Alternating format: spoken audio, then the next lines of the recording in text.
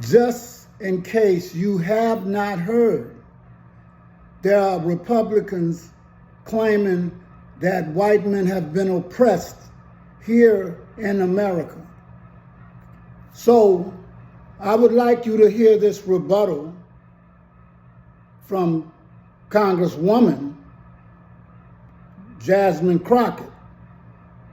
But we all know if the white man or the European has been oppressed in America, well, what has been done to us? You see, we act like we don't even matter.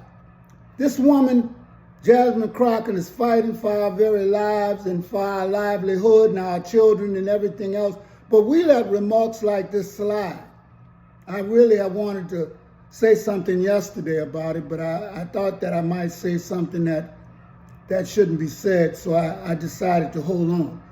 So let's listen to Jasmine Crockett, and then let's see if we can actually put some real roots in the ground so far as how this happened and how we allow it to continue to happen when we knew who were oppressed in this country, people of color, especially Africans.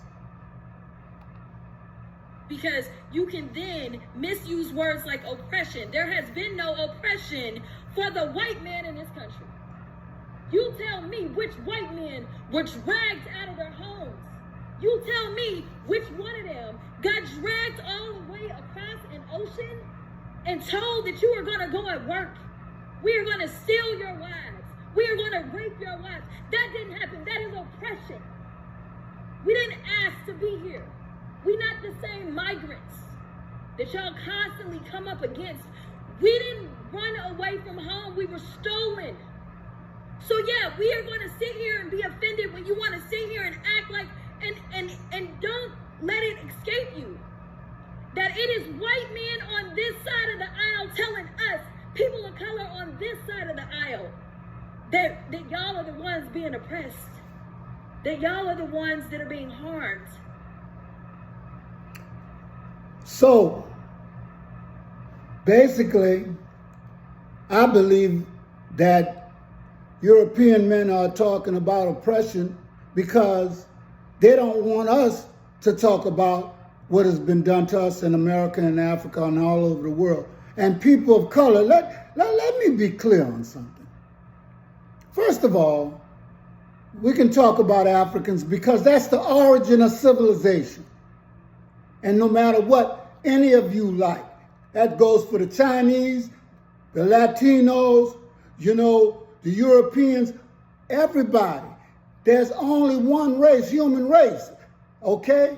The root you can't change. You can chop down the tree, but you can't destroy the roots, okay? And if you do destroy the roots, you're destroying yourself. And that self-hatred has been taken out on black people and people of color for far too long. It's almost like a double consciousness, okay?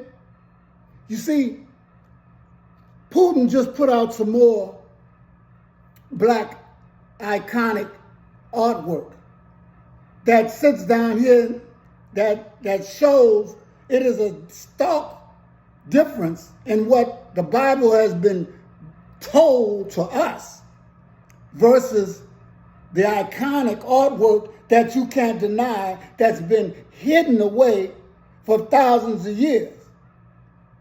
But nobody acts like they're aware of that situation. Let me tell you something. The people that stole your history know your history better than you. They know you better than you. And I'm going to give you a reason why they know you better than that. First and foremost, the economic motivations behind the spread of Christianity among Africans in the Americas and Africa cannot be overstated. European colonists recognized that the plantation economy, reliant on the labor of enslaved individuals, was crucial to their wealth and prosperity. By converting Africans to Christianity, colonists aimed to instill a sense of moral obligation and loyalty toward their masters, thereby reinforcing a system that justified their exploitation, our exploitation. the notion that enslaved individuals would be more compliant or docile like we are today if Christianized served as a rationale for both the religious conversion and the maintenance of the status quo. The manipulation of religious belief was strategically employed to facilitate an environment conducive to uninterrupted free labor, thus maximizing profits for the European elite. You tell me where anything has changed. You think we don't have the plantation model here right now? In conclusion, the European imposition of Christianity on Africans in America was driven by a dual purpose: the economic desire for free labor and the need for social submission. While the rhetoric of salvation and enlightenment permeated the discourse surrounding this conversion, the underlying motives were deeply intertwined with the exploitive practices of colonialism. The legacy of this imposition continues to echo throughout history, highlighting today in America and Africa, all over the world, by European colonizers. And it was a multifaceted process driven by the desire for economic gain and the need to justify their dominance over their parents. Through the lens of religious conversion and ideological justification, Europeans aim to legitimize enslavement and exploitation of African individuals. And you tell me what has changed today. But I'm not here to tell you things sometimes that you already know. I'm here to point out one thing. We got lionesses fighting for us in Africa, Dr. Arikana. In America, we got Jasmine Crockett. And I'm sorry, I don't recognize the other young lady who was out there with Jasmine Crockett telling them about the white man does not know anything about oppression unless he's the oppressor. Okay? Because one of the things that sometimes people do when they don't want you to talk about something is to get your mind busy thinking on what they're talking about. They want to be the oppressors because they don't want to give you what they owe you, what they took from you, what they did to you. You see? There's a difference between human beings, to me, just to me, because I believe some of the people who actually came from that Neanderthal line of human beings supposedly don't have a spirit in the heart because of the things that they do to other people and human beings. You have to have animalistic type tendencies. And see, they have to make you think that you're the one that have those tendencies when they had to get everything. And I'm not saying that Europeans didn't create and do a lot of things, but a lot of things that they created and did were destructive. They don't know how to live in harmony with nature. All they know how to do is take what nature's got for their own wealth. They don't know how to treat people.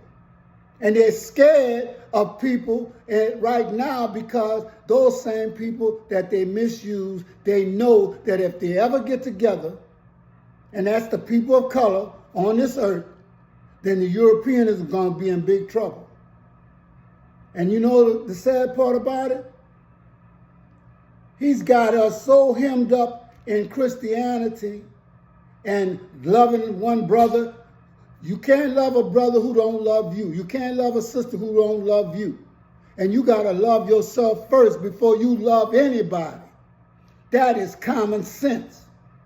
But getting back to our main point, and this is to my brothers out there, you got strong soldiers out there, princes, kings, but you're not nowhere to be found. These women can't fight the fight by themselves. And it's happening to them and us. Worry about the future of your people, yourself, and your children.